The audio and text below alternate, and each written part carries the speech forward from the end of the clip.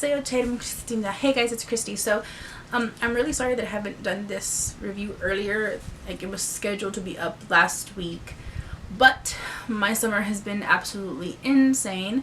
It was supposed to be my time to relax, and it really wasn't. And it really wasn't. So, I'm sorry that I'm just getting to it, but here it is. The other thing I'm going to apologize for is there's some construction going on like right outside of my apartment, literally like right outside my apartment, and so you might hear some of the trucks and stuff. I don't know what the heck they're doing, but they're super noisy. Inner city living, wonderful.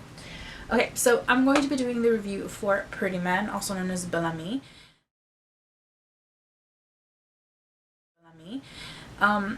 The plot of the story, the whole deal is there is this man, his name is Dokomate,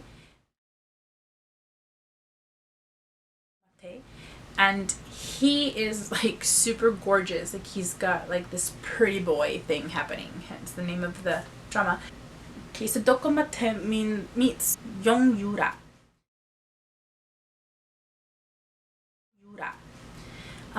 She is the ex-daughter-in-law of a very rich and successful man, Paek Ki-suk. He is the owner of this big corporation, and they're it's very successful. They're very rich. He is very sick, so his wife is actually the one who is currently taking over the business. Her name is Nahungran. And she's very mean. She's very ruthless, and she's very mean-hearted, and she's very corporate minded. Everything has dollar signs, and that's how she sees it. Tungrura, and she basically tells him that he is the illegitimate child of Ki-suk. As such, he is entitled to all of this money. What ends up happening is she basically tells Dokomate that he needs to really speak her language, and her language is corporate, money, and business, and so he needs to become very good at that. He can't rest on his looks in this case, so he has to seduce this long list of women and learn from them. Each one has a specific characteristic or a specific lesson that she's going to teach him, and he has to kind of learn this in order to be able to get, his inheritance. Along the way, you meet Kim Botong. She's very quirky, she's very cute, she's all adorable. I really liked her character. She's super cute. She's very much in love with Dokomate. She's makes no qualms about how much she's in love with him. She will do anything for him, and he kind of takes advantage of that sometimes. Second lead is David Choi.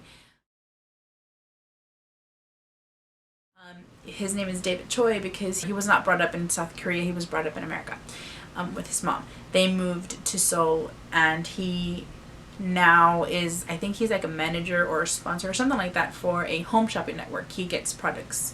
He tests products and he gets them on the air is what he does. He falls in love with Botong. They kind of all get together and mingle, and they form a friendship. And so this girl Yura tells Dokomate that he's got a test. The test is he has to sell whatever is in this storage locker, and as he goes in, he realizes that it is 100,000 pairs of socks.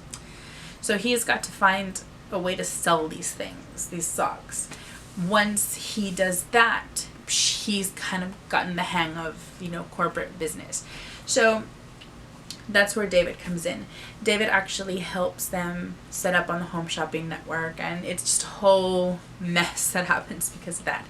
And along the way, he starts his own business. It becomes successful. He has some struggles along the way, obviously. He's making good on his promise. He starts seducing these lists of women, and they range from not only age but occupations as well. Now, his dad, it's not that his dad doesn't know that he's an illegitimate child. His mom was supposed to give him a code word that will let him know that this kid is for real, and when he says that word, his dad can explain everything to him. but he doesn't know it. And that's how Yura kind of hooks him. She tells him that his mom told him the word, and it's not true. She didn't tell her anything. It's kind of how she hooks him, and she tells him that if he does what he's supposed to do, seduce these women and learn all of these things, then she'll tell him the word, and he can give it to his father, and he can explain everything to his son. So the reason that Yura wants him to seduce all these women and take the inheritance from is not so much Kisuk that she wants to kind of enact this revenge on. It's Hungura. That's who she wants to kind of take this revenge on. And the reason for it is because she's the reason that her son and Yura got divorced. All in all, the story is very, very good. It's very cute. And there's kind of these twists and turns that I did not see coming. Personally, I have noticed that I really like shows where there's all this kind of personal growth and this coming of oneself kind of thing. And in all of the stories that I've liked, there's always one character who really doesn't have to change. In this case, it is Botong. Botong is amazing. She kind of sees the world with this childlike innocence. It's not that she's naive. It's just that she's very optimistic, and she kind of sees everything as a silver lining, and she sees the way she sees things is everything's going to be okay. Everything's going to work out. She is kind of the glue that holds Dokomate together. Dokomate has the most growth in the entire show. He goes from being very self-absorbed, and it's not even that he's a jerk. It's just that he uses his looks to his advantage. I mean, what person doesn't, right? But he uses his looks and he takes advantage of people. He goes from being that guy to kind of seeing things in a whole new light. He comes to understand how words hurt and how actions have consequences, and he comes to understand that, and he learns a lot from it, and it's so wonderful to see him from the beginning of the drama to the end. He's a completely different person. It's like a whole 180. It's really great. Botong has this crazy mother. Sorry, her name is Imalja. She owns this Korean barbecue place, and I think she runs it out of her house. I'm not sure if I got that correct, but I think she runs it out of her house. She's kind of after Botong to get a job and get a job and get a job because Botong doesn't have a job. She kind of spends her time fantasizing or reminiscing of Dokomate, and her mom is really crazy. I love her mother. She's that kind of crazy but very protective of her kids, kind of crazy, very very bear-like. I think it's so great. She also has this crazy brother, Kim Dae-shik. He is a martial artist, and even though he's a martial artist, he's not very good. Botong kicks his butt. They make up Botong's family, and this is kind of what she knows, and then she kind of moves out of that environment to move in with David, and then everybody kind of moves in with David. It's really great. I give this drama a really great rating. I will totally watch it again. I cannot wait to watch it again. It's so funny. The only thing that I don't like is the comedy is very embarrassing. They get caught in these situations that are very embarrassing, and I feel so horrible and embarrassed for them. So it's the only thing that I'm not too crazy about. But it's really funny. Once you get kind of past that, it's really funny, and it's so great. And I love the ending. The ending is so wonderful. Like I said, the twists are amazing. You've got to watch it at least once. The twists were great. Dokomate is Jang Kun-sak. Of course, he's gorgeous. Everybody knows. He is so good looking, and he plays this role really well. And the kind of growth that he has is very, very, very reminiscent to his character in Love Rain. The only difference is that in Love Rain, he kind of has to grow out of this conflicting love for his dad, and in this one, in Pretty Man, he grows because he makes bad choices and he learns from them. But it's kind of a very reminiscent change that he goes through.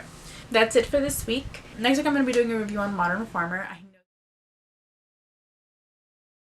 know Farmer. I know that it is so freaking late, but I'm sorry. I really wish that things had been different for me this summer, but they weren't. After that, I will be doing a review on Dream High.